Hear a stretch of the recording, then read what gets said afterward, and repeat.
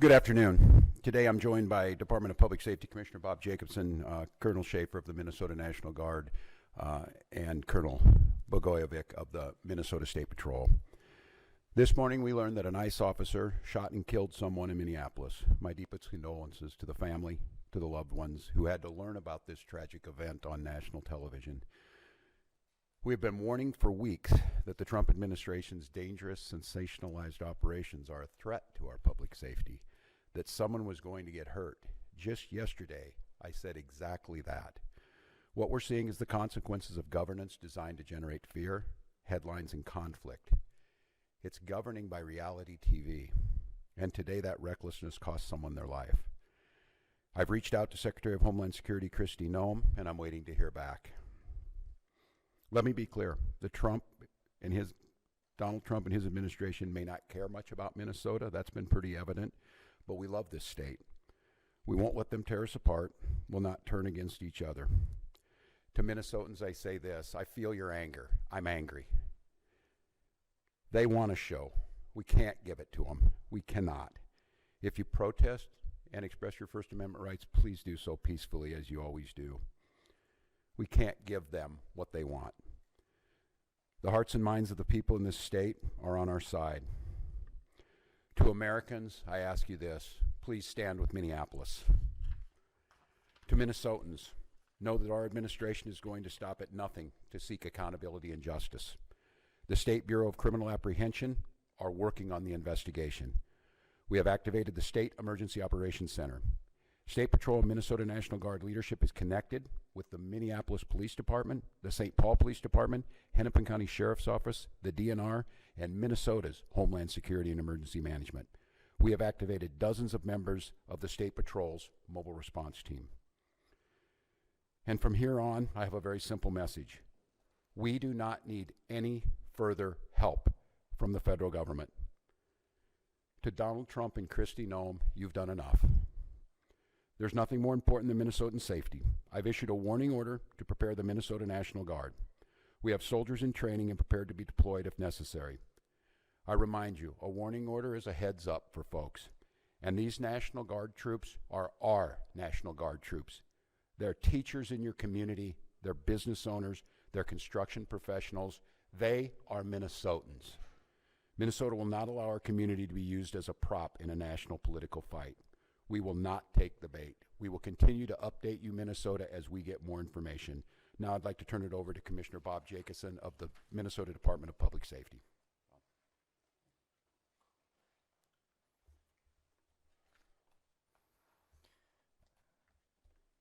Thank you, Governor. As the Governor mentioned, my name is Bob Jacobson. It is my honor to serve as the Commissioner of the Minnesota Department of Public Safety. First of all, I want to acknowledge the reason that we are all here. The loss of life is not anything anyone would ever want. We fully expect that the community will want to peacefully demonstrate their anger or frustration. Minnesota residents and visitors have the right to peacefully demonstrate. We recognize that demonstrations are often driven by strong emotions, beliefs, and certainly a desire to be heard. Our role is to help ensure everyone can express themselves without anyone getting hurt. The Minnesota Department of Public Safety's role through the Minnesota State Patrol is to ensure safety, protect constitutional rights, keep roads accessible, and above all, to prevent harm. Our top priority is public safety. Our focus is keeping demonstrators, community members, drivers, and law enforcement safe, especially during moments of heightened tension or uncertainty. Demonstrations must remain safe and lawful, particularly around roadways. We will join with our partners to support safety while respecting the right to protest. With that in mind, I'd like to share a few safe and lawful ways to demonstrate. Minnesotans can safely and legally express their views in many ways, including getting together peacefully with others in public spaces, marching or walking, not on roadways, making your voice heard through chants, speeches, and displaying signs, being present in public areas where pedestrians are allowed, gathering in designated or permitted areas, and these actions will allow people to express themselves while protecting the safety of everyone involved. Unsafe or illegal actions could result in fines or arrests. Certain behaviors create serious hazards that threaten public safety, disrupt emergency services, or put people at risk. These actions could result in fines or arrest. Demonstrating on or entering a freeway on foot, walking on highways, throwing objects, starting or setting fires, damaging property or graffiti, using illegal fireworks, displaying or using illegal weapons, reckless or dangerous driving, especially near pedestrians, and certainly assaultive, aggressive, or riotous behavior toward anyone. We all want definitive answers to what happened today. Our Bureau of Criminal Apprehension is working in conjunction with the FBI to investigate this morning's shooting. As you know, we don't comment on active investigations, but also keep in mind that this is an investigation that is also in its infancy. So any speculation about what had happened would be just that. And we will not engage in speculation. With that, I will turn it back over to the governor. Thank you. Thank you, Commissioner. We'd be glad to take any questions. Yeah, and I can let General Schaefer talk about this. It so happens it's a training weekend. We've got about 7,500 troops in training at our sites, training sites across the state. What it is, and in the National Guard, you give a warning order, which is a heads up of something could be coming. That just allows people to think about what they would need, what it would mean to mobilize, what it would mean to put them in. And I could let the General talk a little bit about this. Obviously, since the summer of 2020, we had a lot of work done on teams being ready to make sure that civil unrest. And what that means, and I think Commissioner Jacobson was very clear, and I want Minnesotans to hear this from me. The desire to get out and protest and to speak up to this administration of how wrong this is, that is a patriotic duty at this point in time, but it needs to be done safely. And I think the Commissioner simply just laid out some of those parameters. We can do that. This is the peaceful resistance that we need. Simon, you want to say a few things about what that means to have them on the ready? Yes, sir. Thank you, Governor. So for the military, Minnesota National Guard is comprised of 13,000 soldiers and airmen. We live all across and work throughout Minnesota. A warning order is just an initial step to increase your preparations. The Minnesota Guard is always prepared to respond and support state agencies and the citizens of Minnesota. So what that means for us today is just some additional checks on equipment that is ready at all times, and maybe some additional phone calls to service members who might be activated, but no activations. We are embedded with our state agencies here at the Operations Center to just continue parallel planning in the event that we are needed to support. Thanks, General. And I would make note, Mary, and to Minnesotans on this about the National Guard, they're there to protect you and protect your constitutional rights. These are our neighbors. They don't wear masks. They don't bust in from somewhere else. They're not here to cause hassles to you or what we saw today, the tragedy. Having them at the ready to make sure, because when we see these types of things happen, and we saw it after the murder of George Floyd, there's folks that want to cause chaos. There's the disruptors in it. And while the vast majority of those protests were peaceful expressions of their First Amendment rights, there were those that destroyed property and put people at risk. The National Guard is there to make sure that peaceful protests are able to be done, and that those that want to do the destruction are stopped from doing that. Yes?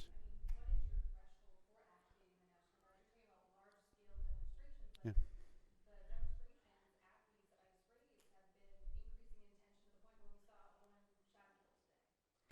Yeah, and I think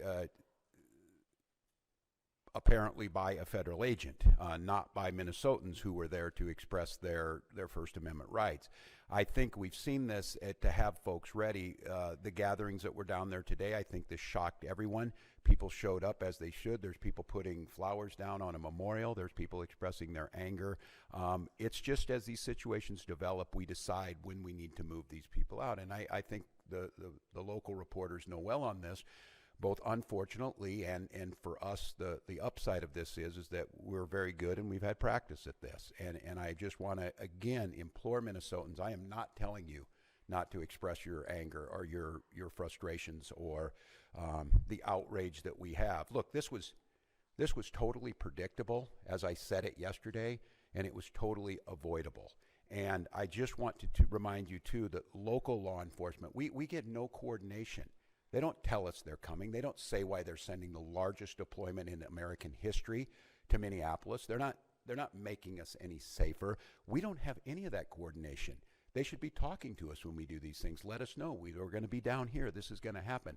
We don't have that. So when you see local law enforcement or state patrol, or if it would take the National Guard, we're there responding to the chaos they've created too, but our role is to make sure that we're protecting Minnesotans so that something like this doesn't happen. I have not. The question was, have I spoken to the individual's family? No, we do not have a definitive ID on this individual. And I'm going to note to all of you, I think it's really important, and the professionals do this, and they train me to do this. This is an open investigation. You need to be very careful about it. I know that many of you, myself included, have seen a very difficult video to watch, one where there's a family member watched their family member be shot and killed in front of them. It's beyond me that apparently from the federal government, from the Homeland Security Director herself, has already determined who this person was, what their motive was, and they hadn't even been taken out of the vehicle. We're not living in a normal world. And so, no, I have not. And I want to be very careful because I know how painful this is. I know how painful it is right now. I'm saying person and all that. This is a human being. This very well is an individual's child, a parent, and we don't know that yet. So no, I have not, but once we do, we will. So yes. Please.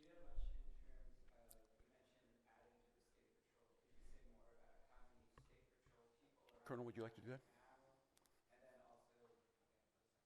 Colonel.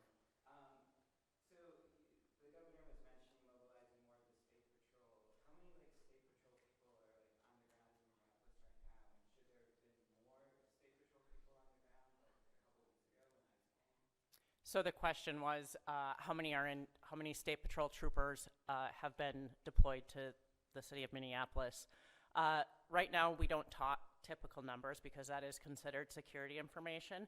We do have a specialized team that does deal with crowd control, and so they have been deployed. But again, they are from all over the state of Minnesota, so they will come in tiers to the state. And they had already been on the ground to some extent before today? No, it was in response to this event.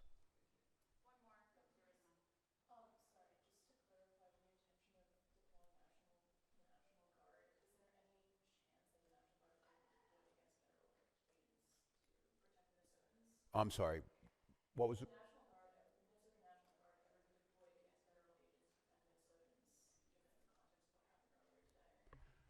Well, I said this yesterday. We've never been at war with our federal government. I think in this case that the National Guard is their main mission. They have a dual mission. There's the federal mission when they're under Title 10 orders, and then they're under Title 32 orders. In this warning order, there's nothing officially been done yet. If I am to activate them as the Commander-in-Chief of the Minnesota National Guard, I will issue the executive order to the Minnesota National Guard, and then they will be put in state duty status. And as you've seen over the last few years, that could be flood prevention, that could be after a wind-blowing storm up in the north, up in Bemidji, or it could be COVID or George Floyd response. In this case, again, it doesn't necessarily change the mission. They're there to protect Minnesotans. They're there to serve Minnesotans. I think the thing that is so challenging in the moment we're in is we don't see a desire to work with us on public safety. We hear a demonization of our state. We see people coming in who don't know our community, and we see this massive display for the TVs that we're trying to understand how is this coordinated. And some of you watch the videos on there. Total chaos. And look, I have very limited work in this is the training in the National Guard, but I've had a lot of training now to watch how our professionals operate. After this person was shot, federal agents milling around, touching the vehicle at a crime scene and things. I don't know what to tell you, and I don't quite know how to respond to the question other than my primary responsibility as governor is the protection of the people of Minnesota, and you can be assured whether it's the State Patrol or whether it's the National Guard, their deployment is there to protect Minnesotans from whatever it is. If it's an act of nature, if it's a global pandemic, or in this case, if it is a rogue federal agent. I don't know at this time, and I want to be very careful. It's unprecedented that we have the federal government's already determined exactly what's happened here and the motives of an individual that we don't even know the name. They don't know the name, and that's very difficult. So, well, one more, Dana. Dana.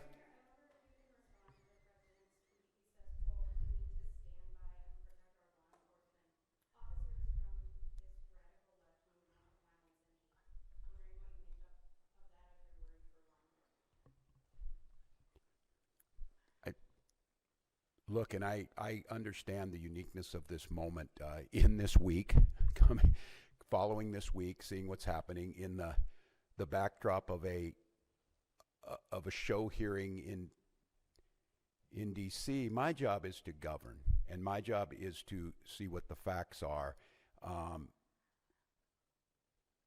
This happened a couple of hours ago, and we're already pitting American against American.